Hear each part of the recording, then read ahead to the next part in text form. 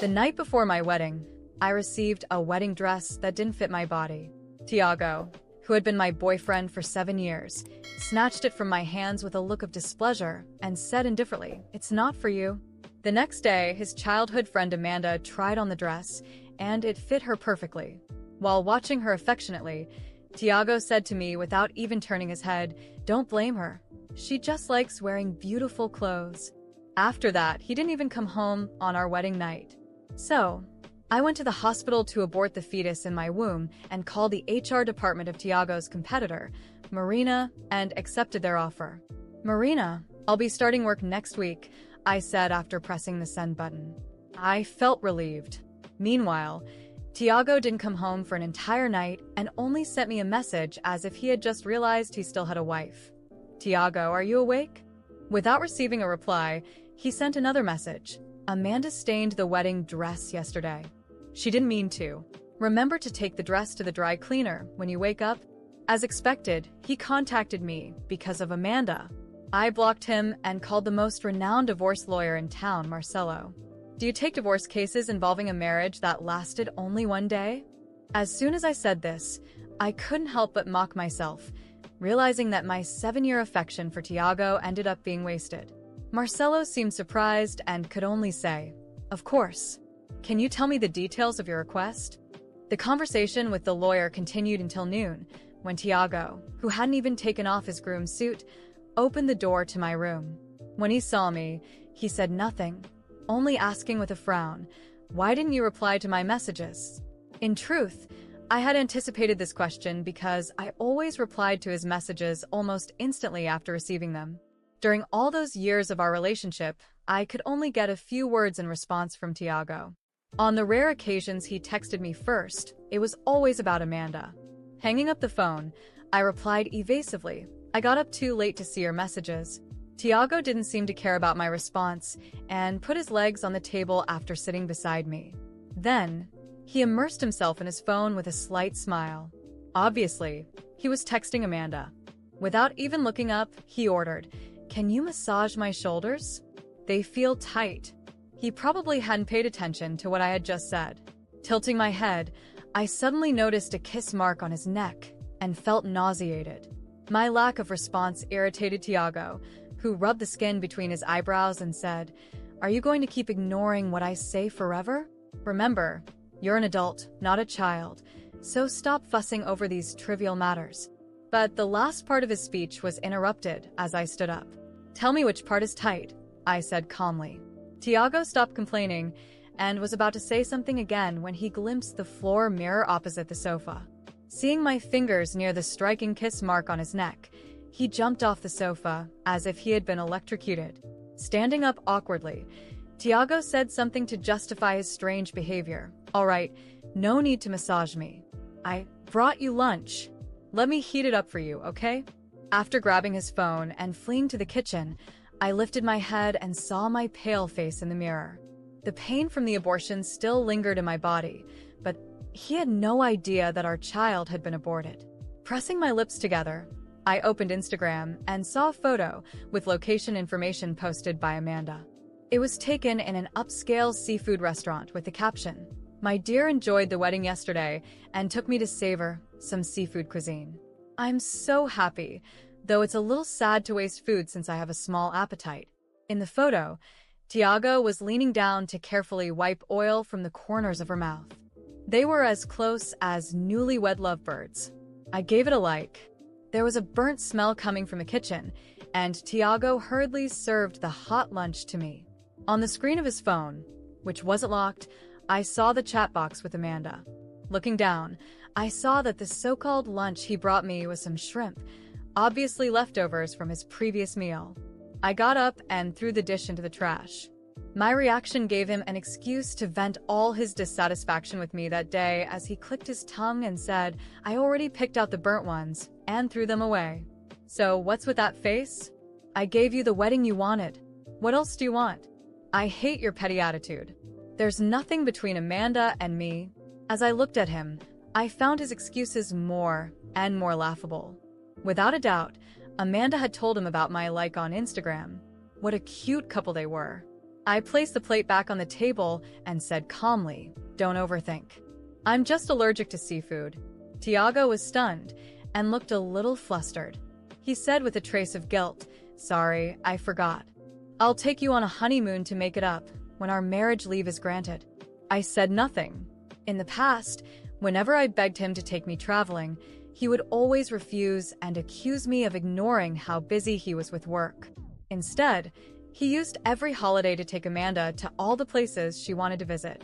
After finding out about this in the past, I questioned him about the photos Amanda posted on Instagram while crying, only to get his impatient reply, "Amanda is just a child. Do you really have to make a big deal out of everything with her?" Yesterday's wedding wouldn't have happened if I hadn't almost knelt in front of him. All the guests could see that I wasn't the protagonist of that wedding. In the past, I would have made a scene, demanding an explanation from him through tears.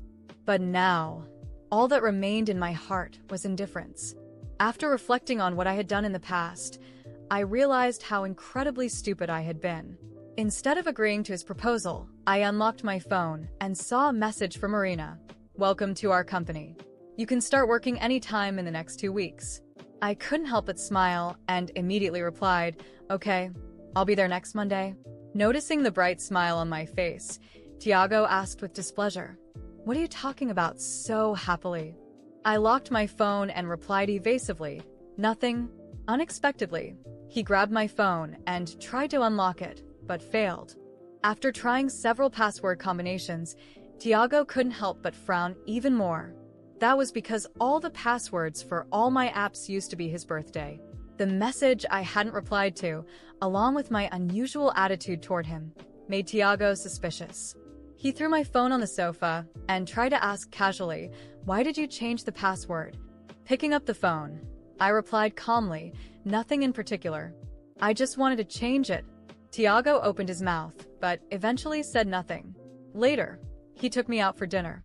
When I opened the passenger door, a cute note was attached to it. It said, "The exclusive seat of Princess Amanda."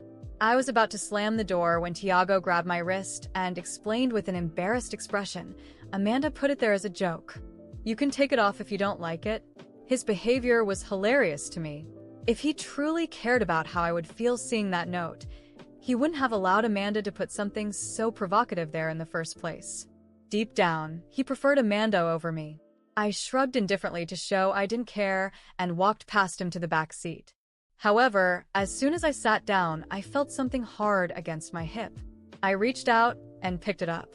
Inside the circle of a diamond ring, the initials AM were meticulously engraved.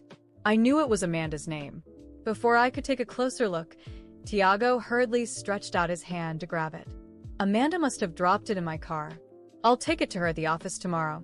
While saying this, Tiago watched my expression with evasive eyes to see if I was upset. My calm face eased his concerns.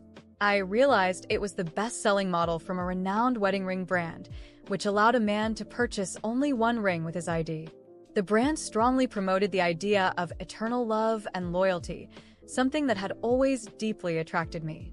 However, when I had gathered the courage to ask Tiago about buying the rings, he responded with mockery, "You can't see the trap of formalistic consumerism? You're so dumb and hopeless." Burying the hurt deep in my heart, I convinced myself he was just an overly pragmatic man. Even at the wedding, I wore the simple ring he had bought from a street stall years ago. Now I discovered that I did have a sense of ceremony. He just preferred to share it with someone else. I could imagine the passionate sex in the back seat, so wild that it made Amanda drop the ring.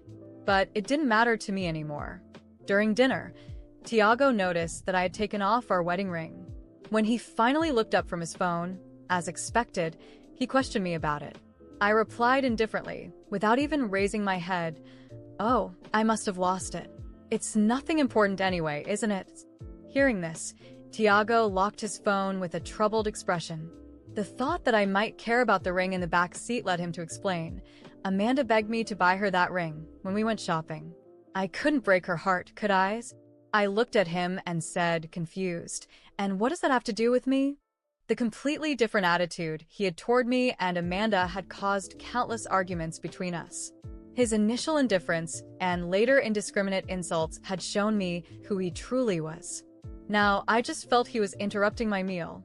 After dinner, Tiago insisted on taking me to a mall to choose a new ring. Despite my repeated refusals, he kept insisting on buying a new one while I sat in the car, passing the time by looking out at the street. The sky thundered, and the next second, it started pouring rain. That was when Tiago's phone rang. The ringtone didn't match his style at all. Obviously, it was Amanda, as that was her specific call ringtone. This reminded me that, last month, he had yelled at me just because I accidentally touched his phone. I was 2 months pregnant at the time. When he shoved me to the ground, a sharp pain struck my womb, and I almost miscarried. Facing my pain, Tiago slammed the door and went out to take Amanda to buy the snack she suddenly craved. Remembering the past, I couldn't help but clench my fists. As expected, Amanda's cries came through his phone. "Tiago, it's thundering. I'm so scared being home alone. Can you come over?" He immediately pulled the car over and, eager to get to Amanda, said without any guilt for me, "I have something urgent to do now. It's not far from here. Just pick the ring you like by yourself." I was left standing in the pouring rain. Looking at the road signs, I realized the nearest mall was a kilometer away. Then I received a message reminding me to accept the money Tiago had transferred to me for the ring. With a sneer, I transferred the money back and took a taxi home. When I arrived home, still drenched, I received a message from Amanda that she had mistakenly sent to me. With an ironic smile, I returned the money and took a taxi home. When I arrived, still drenched, I received a message from Amanda, sent by mistake. It was a picture of her on Tiago's couch, wearing one of his shirts, with a caption that read, "Thank you for always taking care of me, love. You're the best." My stomach churned. It wasn't just her audacity, but the fact that I knew Tiago had been with her while I stood in the rain, alone, trying to piece my life back together. For a moment, I gripped my phone tightly, contemplating my options. I could ignore it and pretend I hadn't seen it, but the thought disgusted me. I had spent far too long accepting Tiago's disrespect. Instead, I decided to respond. "You sent this to the wrong person, Amanda. What a shame. Enjoy it while you can." I sent the message before rationality could stop me. I sat on the couch, still soaked, too exhausted to change clothes. My mind was flooded with humiliation, rage, and a growing determination to do something. I couldn't continue being Tiago's doormat. He had reduced me to a shadow of the person I used to be. I picked up my phone again and found the last message from Marcelo, the lawyer. "Can we speed up the divorce process? I'm ready to get this done as soon as possible." I had barely sent the message when I heard the door open. Tiago walked in, his suit still damp from the rain, his expression irritated as if I were the one responsible for all his troubles. "Why didn't you wait for me at the mall? I gave you money for the ring." He looked at me with disdain, but something in my expression seemed to unsettle him. For the first time in a long time, I didn't cower. I stood up, still holding my phone, and replied in the coldest tone I could muster, "I returned the money. Tiago, I don't need anything from you." He scoffed, throwing his keys onto the table. "You're overreacting. Amanda is just a friend. You know that." I couldn't help but let out a bitter laugh. "A friend? Is that what you said every time she invaded what should have been our space? Is that what you said while you wiped her mouth on our sham of a honeymoon, or when you bought her a diamond ring while giving me a street vendor's trinket? And now? Are you still going to pretend she's just a friend when I see her wearing your clothes on the couch we paid for together?" Tiago paled for a moment, but quickly regained his composure. "You're imagining things. It's all in your head." He walked toward the bedroom, dismissing my words entirely. I followed him, unable to hold back. Imagining things? Was it my imagination when I almost lost our child because you thought it was more important to take Amanda for a snack? Was it my imagination when you didn't even bother to ask how I was after I lost the baby? No, Tiago, I'm not imagining anything. I'm just done being an idiot. He stopped and turned to me, his eyes narrowing. You always make a big deal out of everything. Maybe that's why Amanda is so much easier to deal with. Those words were a knife to my chest. It wasn't just the pain. It was the confirmation that he had never valued me. I felt tears threatening to spill, but I refused to let them fall. Instead, I took a deep breath and replied, "You're right. Amanda is easier because she has no dignity. She's content with leftovers, with scraps. But I refuse to live like that. Consider this the end, Tiago. I want you out of my house by tomorrow." He laughed, incredulous. "You don't have the guts. Try doubting me one more time." I shot back firmly. I grabbed my phone and started dialing the police. He saw my actions and, for the first time, hesitated. "You're really serious about this, aren't you? More serious than you ever were about our marriage." Tiago stormed out of the bedroom, muttering, but not before saying, "You're going to regret this." That night, I locked the bedroom door and sat on the bed. I couldn't sleep. My mind replayed all the ways he had belittled me, how Amanda always seemed to come out on top. But amidst the chaos in my thoughts, an idea began to take shape. This wasn't just about getting rid of Tiago. It was about rebuilding myself. And maybe, just maybe, about making sure he and Amanda faced the consequences of their actions. By morning, Tiago had left, but his belongings were still scattered around the house. I called Marcelo and asked him to expedite the process. I also began looking for a new place to live. If Tiago thought I'd be a passive victim, he was about to learn otherwise. Before heading to work, I received a notification from Amanda. "If you need anything, don't hesitate to ask. I'm here to help." I didn't reply. I saved the message. Something told me that one day, I'd use it against her and Tiago. It was only a matter of time. I knew the end wasn't just for the marriage. It marked the beginning of something far greater. Tiago and Amanda couldn't walk away unscathed, leaving behind a trail of humiliation and pain. What they had done to me wouldn't be erased, but I made sure every choice they made from now on came with a price. The next morning, I began preparing. First, I called Marcelo and requested not only to speed up the divorce, but also to include a clause ensuring Tiago would have no claim to the house. With all the evidence I had, messages, receipts, and even photos of Amanda in my home, Marcelo assured me the law would be on my side. This was just the beginning. While packing some belongings, I stumbled upon a box of Tiago's old documents. Among overdue bills and forgotten papers, I uncovered something revealing. He owed a significant amount in personal loans and was behind on payments for a car he had secretly financed. Amanda, of course, probably had no idea. This gave me the perfect idea. I decided to dig deeper, and with the help of a mutual contact, I discovered he also had debts tied to a small business he had opened with Amanda, a cafe that, as it turned out, was barely staying afloat. Armed with this information, I acted calmly and strategically. I called his creditors and anonymously informed them that Tiago was in the middle of a divorce and likely unable to meet his obligations. I didn't need to make anything up. The truth was enough. Within a week, I started hearing news that creditors were pressing him more aggressively. Tiago was running out of options. Meanwhile, the message Amanda had mistakenly sent me finally found its purpose. I contacted her company's HR department anonymously, attaching screenshots of her messages and photos, many clearly taken during work hours. As I suspected, she had been using company time for her escapades with Tiago. Days later, I heard Amanda had been fired. I knew this because Tiago showed up at my door, furious. "You ruined her life. You're a bitter, vengeful woman," he yelled, trying to appear in control, but his voice wavered.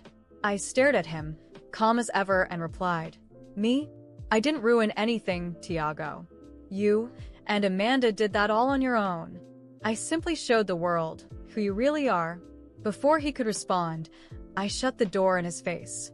Meanwhile, my new job at Tiago's competitor, under Marina's leadership, was going better than I could have imagined. Not only was I valued, but I also knew his company was beginning to lose clients. I didn't lift a finger. Tiago's arrogance and incompetence were catching up with him. Over time, rumors of his poor management began to circulate, and Marina informed me that several of his major contracts had been canceled. The cherry on top came a few months later. Marcelo informed me that the divorce had been finalized, and Tiago not only lost all rights to the house, but was also ordered to pay compensation for emotional damages. The decision was based on all the evidence I presented, including his negligence during my pregnancy and his blatant betrayals. Tiago tried to appeal but couldn't afford a good lawyer. By this point, Amanda had already disappeared from the picture, leaving him with the debts and a clear message that she wanted nothing to do with him. From what I heard, she moved back in with her parents, embarrassed and unemployed. Tiago, on the other hand, ended up moving into a small apartment in a cheap neighborhood.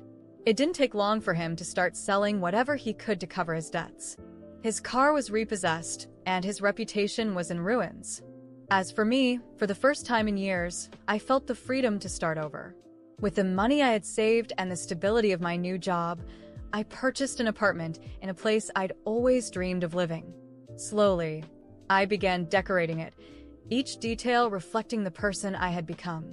Strong, resilient, and above all, unbreakable.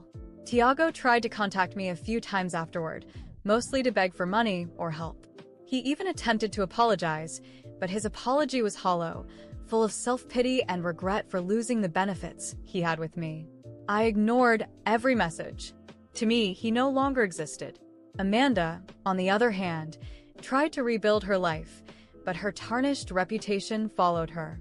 I learned that she had taken a job as a waitress at a small cafe, ironically similar to the one she and Tiago had tried to open together. From what I heard, she still blamed Tiago for everything, but her shame kept them from reconciling. Now, looking back, I know my revenge wasn't just about exposing Tiago and Amanda's failures, but about rising from the ashes and showing them, and myself, that no one could destroy me. Every decision I made was calculated, not out of impulsiveness, but out of necessity. They learned their lessons, and I learned mine. However, I always kept one card up my sleeve. Among the evidence I had collected, there was something I never used, a series of messages and documents that could not only bury Tiago for good, but also further tarnish Amanda's name. I decided to hold on to it, not out of mercy, but because I knew that if they ever dared to come after me, I'd be ready. Because now I would never be caught off guard again.